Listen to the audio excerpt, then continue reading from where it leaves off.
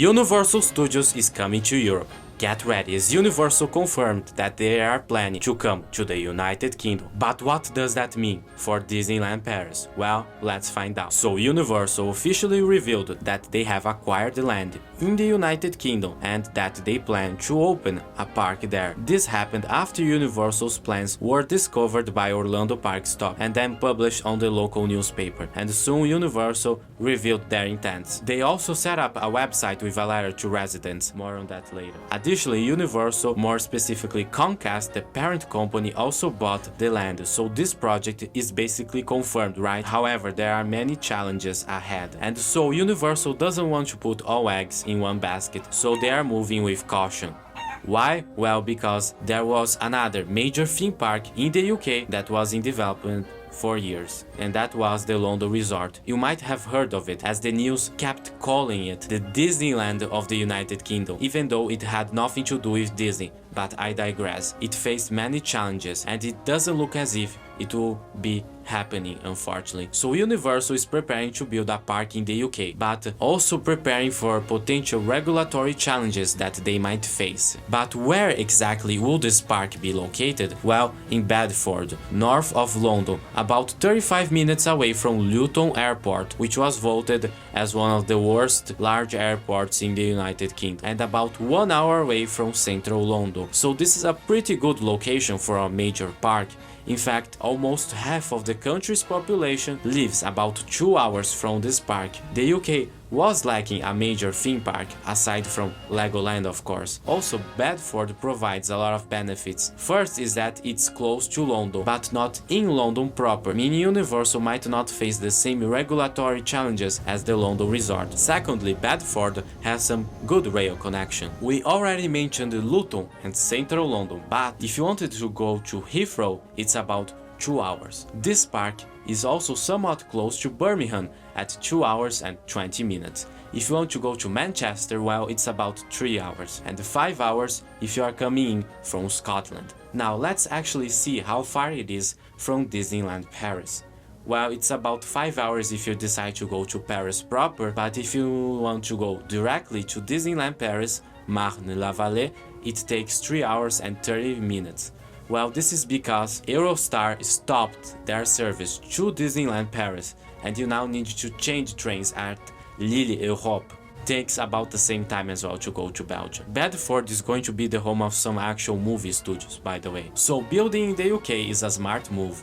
Tapping into an established market, I mean, just look at the number of Brits that visit Orlando, while also not significantly impacting existing travel plans. Universal has reiterated that they are on the early stages of exploring feasibility for a theme park and resort, meaning we don't have a clear idea of what this park is going to actually look like just yet. But let's get into more of the details. First, the land. The land Comcast bought totals approximately 500 acres. It used to be industrial and farms. It is quite wide and also features some lakes, which could provide a good atmosphere. We don't know how much of the land Universal is actually going to develop or how much they can actually use. Universal hasn't revealed any further details, so we're going to take a guess at a few things. Knowing how much space we have, we can imagine the location can hold a large first gate. Entertainment, retail, dining, hotels, and even a second gate could also be developed if they chose to. We could also expect some of the iconic Universal IPs we already might be familiar with. However, what if we saw rides that were unique to this park, as to incentivize visitors to also go to Orlando? We could see rides from outside Universal Orlando being cloned. What exactly remains to be seen, but we could expect Universal to double down on existing franchises and future ones. However, rumors have been flying around about the potential licensing agreements to make the park more British. I heard a few things from Paddington to Lord of the Rings. However, keep in mind, sometimes rumors can be just that, rumors. Universal has always been about riding the movie, so we can't expect any British IP to fall onto this category. Unfortunately, I believe I have some bad news for Harry Potter fans. As reported by Screamscape, this park is not expected to feature the famous characters. One major reason is that they believe the nearby Warner Brothers Studio Tour may have the exclusive use of the IP when it comes to themed attractions. However, you guys should also keep in mind that Japan also has a studio tour and Universal Studios Japan has Harry Potter, so it's not out of the blue. However, we don't know exactly how these agreements work or even if the author of the books wants a Harry Potter land in the United Kingdom. But I would not expect any major Harry Potter experiences, sorry to disappoint. But what about the park layout? Well, most of the parks in the United Kingdom are not year-round. That means that they are seasonal. They close on the winter usually, and that is because of the weather. So we could expect more indoor lands, akin to the Kung Fu Panda land at Universal Studios Beijing. However, anything else remains to be seen. This park is expected to come in 2030. So, how will this new Universal Park impact Disneyland Paris? Well, I would argue Disneyland Paris already has some very good plans. Let me explain. Currently, we are seeing Walt Disney Studios Park in the midst of its large expansion, featuring Frozen and even a new lake, expected to come by sometime in late 2025. But most importantly, this new park layout will allow for more expansion. And we already saw the rumors. Pandora and even the Lion King have been rumored as the new lands coming after Frozen. Moreover, at Parc Disneyland, rumors have been floating around about a Star Wars land possibly coming near Discoveryland. But most importantly, Disneyland Paris has an agreement with the French government related to the use of the land, as so they expect a new park by 2036. Yes, a third gate. So I would say these plans are pretty good to compete with Universal.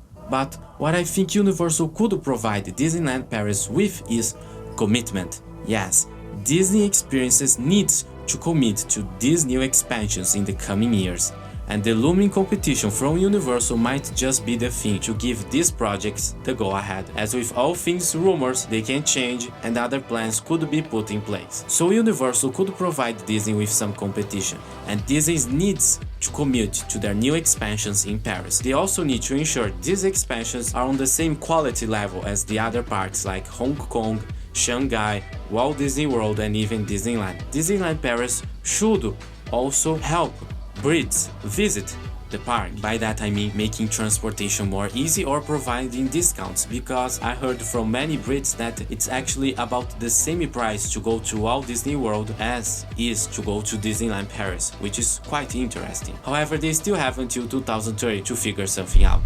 While many are wondering how Disney will react to this new endeavor by their competitors, it's also important to shout out how this new park will impact the other UK parks, like Alton Towers, Thorpe Park, Blackpool, Pleasure Beach, and even Legoland Windsor. Legoland Windsor is surprisingly the most popular park in the United Kingdom, with its family-friendly focus as its target audience. We usually don't see Universal competing with that. However, the new Universal Kids Resort in Texas has revealed the company has some interests in this market. But when we talk about free rides like Alton Towers and Thorpe Park, we could see some problems for them, as Universal is known for the high thrills Octane rides and the awesome theming, which could disrupt the UK theme park industry. We could see these parks building more ambitious high thrill rides to incentivize guests to visit the park, or you could just see them lowering their ticket prices. It's important to know that the UK theme park market is quite mature, with some resorts like Chessington already featuring on-site hotels and IP rides like Jumanji. These parks have been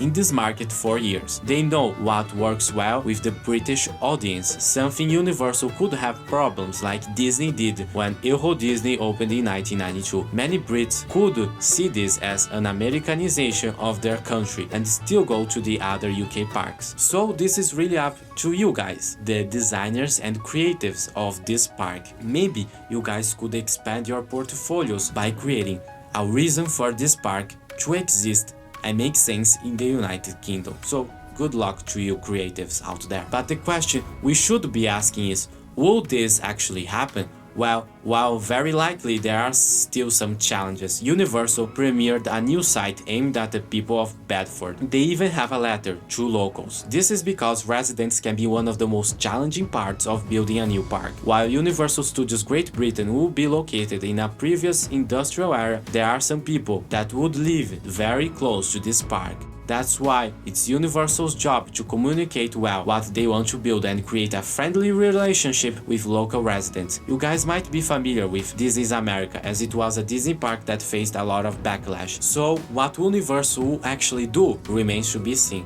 but I would keep a close eye. We must keep in mind Universal already tried this before. Even in the United Kingdom, it would have been a park in East London, but it never happened. There were also plans for Universal in Germany.